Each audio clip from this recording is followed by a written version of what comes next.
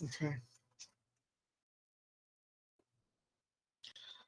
Om Sahana Vavatu Sahano Bhunaktu Sahaviryam Karvavahai Tejasvinavadhitamastu Mavidvishavahai. Om Shanti Shanti Shanti. All right. So let's start with Ramayana. Last week, I think we discussed how Bharata takes an entourage, thousands of people, and starts his journey to bring back Rama, Sita, and Lakshmana. They meet Guha, uh, and who suspects Bharata. Bharata convinces him otherwise, and Guha offers to take them across the river, which they do. All the chariots, bullock carts, and all the other people, they travel on the boats, while the elephants cross the river on their own. Some young soldiers, uh, some adventurous young soldiers, they just swim across the river Ganga.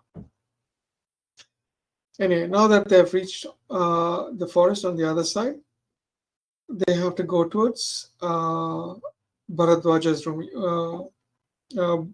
ashram, and this is in Prayag.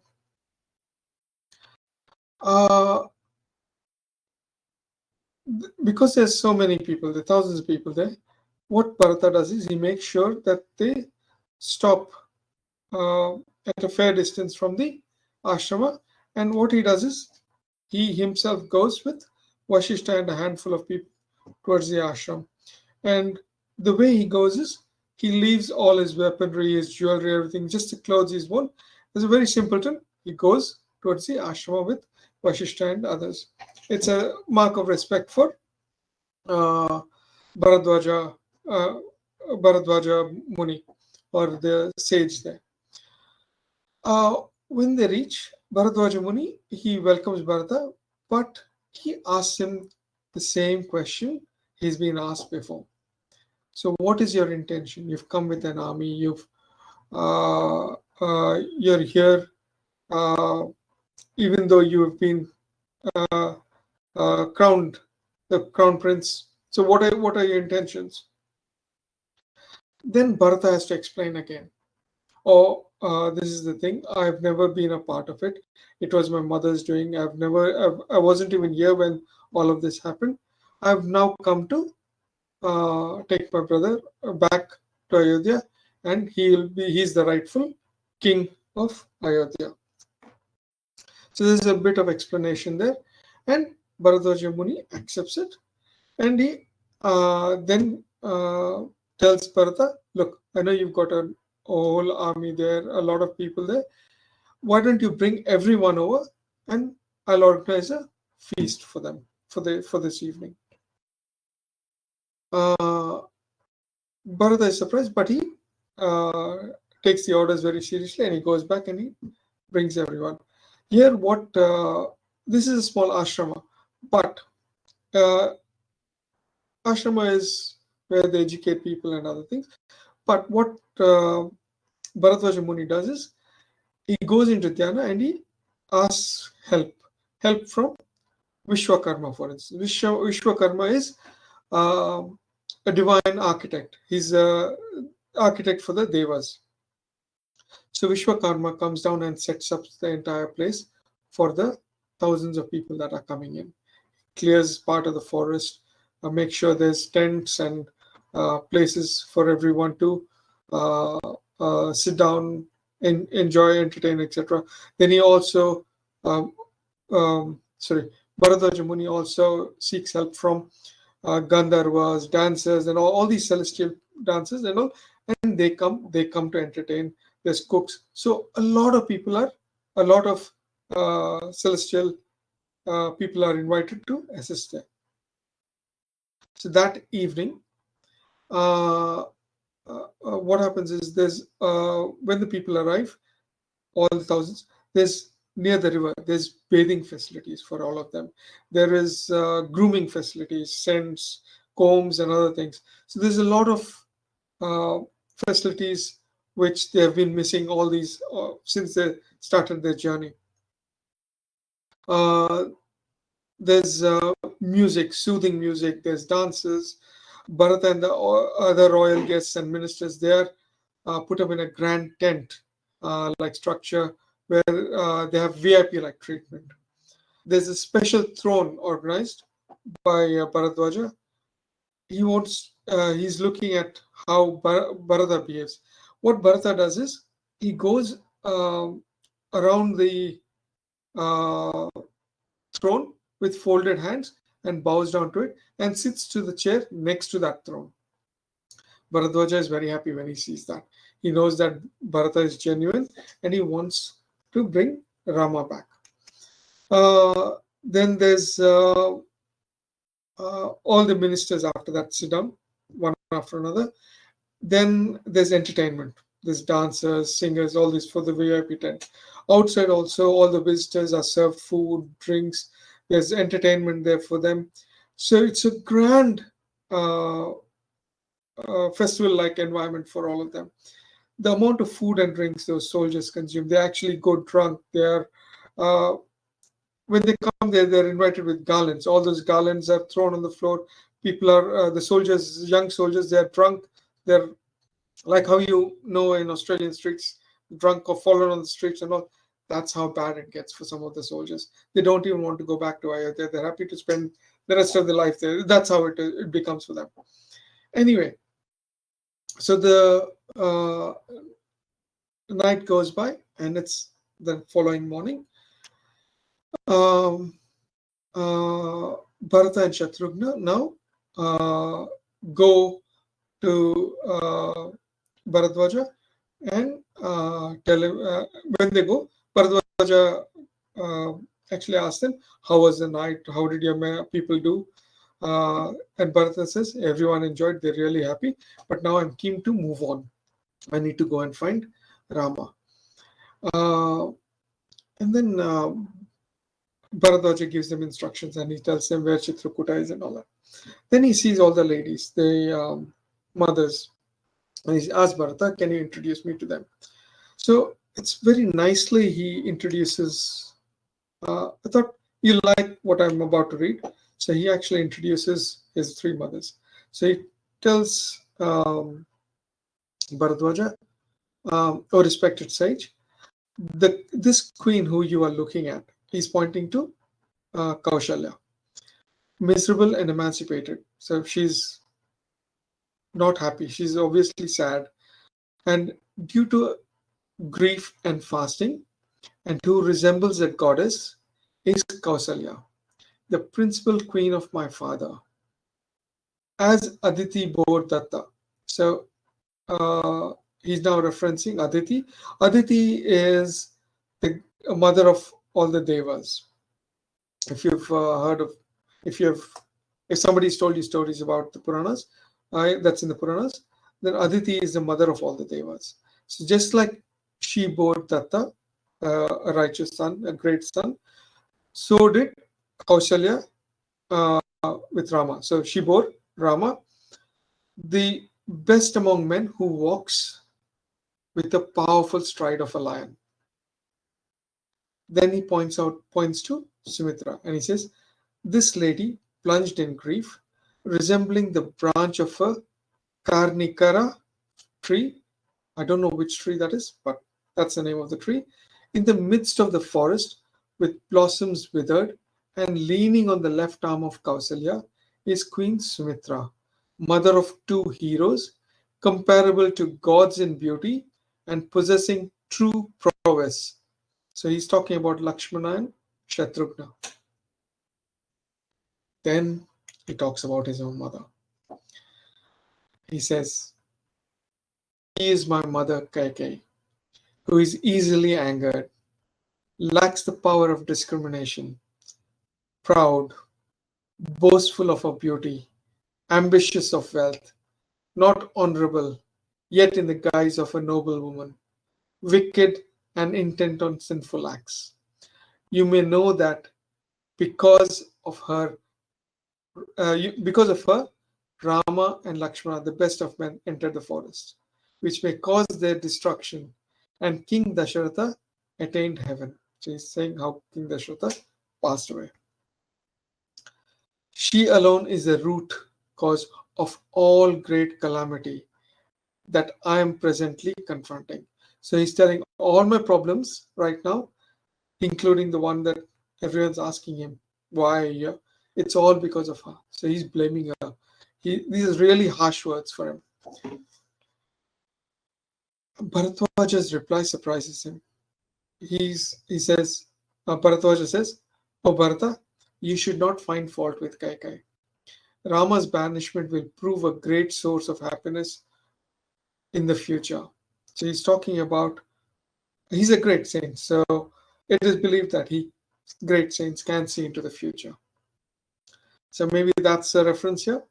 Banishment of Rama will bring about welfare of the gods, the demons, and the sages of all purified souls. So he's talking about all the living beings that are going to benefit because of Rama's banishment. Anyway, I'll stop here. I won't go further. So after this, Bharata and Shatrughna, and they all leave. Kaikai, if you notice, she's not noted much, but there is a note that she's sad and she's just standing over there. She's just taking all of that. She has no one. Everyone actually despises her. Everyone in the kingdom, including her own son, despises her. She's left with nothing, but she's still accompanying them, taking all the punishment. Anyway, moving on. Let's start with a quick review of the start of chapter 6. So chapter 6 is Dhyana Yoga. We had a quick review of Patanjali Yoga Sutras. There's 193, 196, I think, verses, which I just simplified, and I said, look, the goal is to reach Samadhi, and then I explained the two different types of Samadhi. Within a Sampragyata Samadhi, you also have a Bija and Nirbija, which is one with an object and one without object. So the focus is on an object in one and without an object in the other. So that's Patanjali Yoga Sutras, and then there's 8 steps to follow. And that kind of correlates with what we've been studying so far. There was a question about why we have to meditate. So meditation is an element of concentration. So say, for instance, you guys have to study for an exam, right? You have a lot of things other than that. You play sport, you have to probably help out at home, dishes, other things. But if you do not focus on your studies, you may not perform well in your exams. So you will give that priority. And this is where Vedanta also talks about fourfold qualifications. So within Vedanta, there is especially Advaita, it talks about Viveka, Vairagya, Shat Sampati, and Mumukshatvam. So Viveka is discernment. Viveka, discernment is your ability to tell what is real and what is apparently real. So we all know that Brahman is the only reality. We are apparently real. We are real, but we are a product of the karmas and other things. So we are an apparent reality. Somebody is able to distinguish that. So we're talking about knowledge. Vairagya. Vairagya is dispassion. What does that mean? So we just talked about you guys sitting for your exams. All right. Yes, you've got all these things that you have to do. But if you don't study, you may not do very well in your exams. So you are letting go of everything else to study, to focus on certain things. So you're dispassionate about everything else but this. But when we are talking about Vedanta, we're talking about spiritual growth. So if you are focused on that spiritual growth, you're pursuing enlightenment, That is vairagya. You're giving up everything else. What is it? You're giving up raga and dvesha. Shat sampati. Shat is 6. So we've discussed this in the past also. Shat is 6. So 6 treasures of spiritual discipline, basically. The first one is Kshama. Kshama is calmness of mind. Dhamma, calmness of movement or control of your senses and your physical body. You're not rushing here, there, doing other things. So you need your mind and body control. And we discussed this in Yama and Niyama of Patanjali's Yoga Sutras. Uparati, somebody who's seeking satisfaction internally and not externally. So we are all looking for happiness outside. All right, I'll go shopping therapy. That'll help me. Or I'm going to do something that's going to make me happy. But happiness is already inside of you. You have to look for it within you. Satisfaction is inside, not outside. So that's uparati. Samadhana. So once you realize this, you are settled, you're calm, collected, you're focused on your spiritual growth. Titiksha. Titiksha is mental and spiritual toughness. No matter what comes across in your pathway, right? We're talking about your exam, but you have all these other restrictions. If you have that mental ability to keep that away and focus on your studies, then you will achieve your goal of doing well in your exams. So this is your material and spiritual toughness. This is a reference to spiritual toughness. Shraddha. Shraddha is working faith. So we have 3 of you, for instance, going into university. Shraddha is faith. When we say faith, you have to start somewhere. You guys are going and doing a university course, believing it will take you somewhere, right? So that is your faith. You understand that this is what it will get you. So that is your faith. Okay, so that's Shraddha. Similarly, from a spiritual perspective, you have to have faith to start your studies, your education. So that's Shat Sampati. So we did Viveka, Vairagya, Shat Sampati, and the last one is Mumukshatvam. Mumukshatvam is the intense desire for liberation. So we keep talking about uh, uh, enlightenment and liberation or moksha. So this is the last qualification required to be a Vedantan. Okay. All right. So let's. So I hope you guys understand what meditation does for you, and I've answered that question. And that's only the first step. There's another step involved. We'll do that at a little later stage. And Sri Krishna goes through a lot of these things anyway. In his own words, of course. Let's do the verses because I've explained the first 6 verses to you. Where is sharing? Yeah.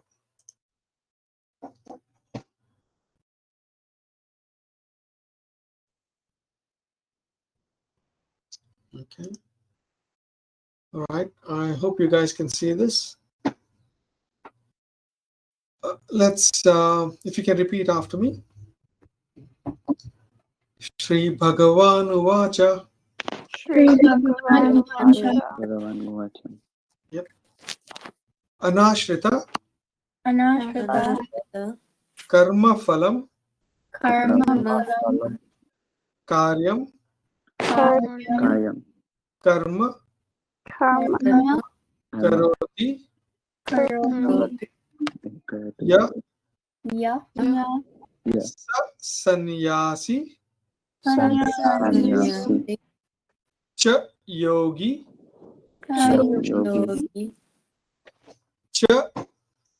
Cha Niragnir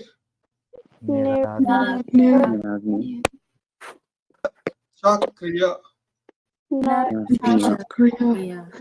Okay. So Sri Bhagavan Uvacha. Uvacha says. Okay. So Lord Krishna is saying, Yaha, one who karoti. Karoti is perform.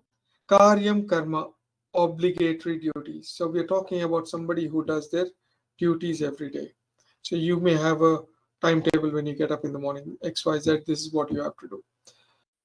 When you do it, anashrita, ashrita is dependence, anashrita is without dependence. On what? Karma phalam. Karma phalam is results of your actions. Phalam is fruits, karma, action of your fruits of your actions. So you play a sport, you go there, perform the best of your ability, you go there with the intention to win, but you're not attached to that, then you're neither disappointed nor exceedingly happy when you actually win or lose or win the game.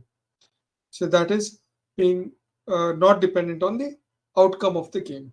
Same thing with your studies, with your exams. You do your best, and that's all you can do. Don't worry about the results. You'll be calm and collected. So this is what that first line says. Anyway, the next part of it is that person, sannyasi cha yogi. Sannyasi is somebody who's renounced everything, and yogi, we are talking about karma yogi. So what he's saying is somebody who's given up the results of your actions, which we talked in the past. From chapter 2, we are talking about all these things. Somebody who's given up those results, that person is a sannyasi and a yogi. Okay. Now, when we are talking about a sannyasi and yogi in the past, karma yogi, we were trying to find a difference there. Here, Lord Krishna is saying there is no difference. So, sannyasi renounces everything, but he still has to perform actions. And when he does that, he has to follow some rules, certain attitudes. A karma yogi, on the other hand, is you and me who are performing actions constantly, but with a certain set of attitudes. Okay, and yet we are dispassionate. We are not attached to the results. So he's saying sannyasi and a karma yogi are the same. And na niragni na cha akriya. So he's talking about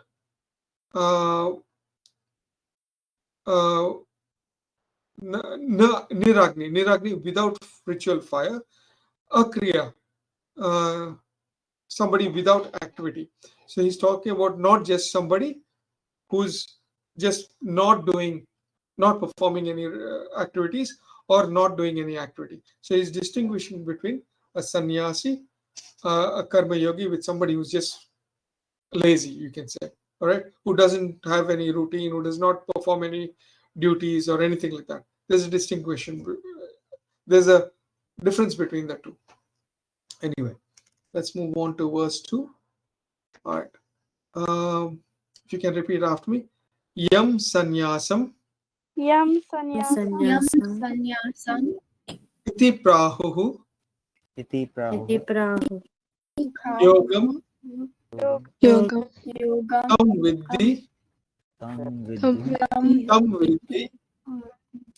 pandava Pandava. na Na. hi asanyata Hi asanyata. sankalpo Sankalpo. yogi Yogi.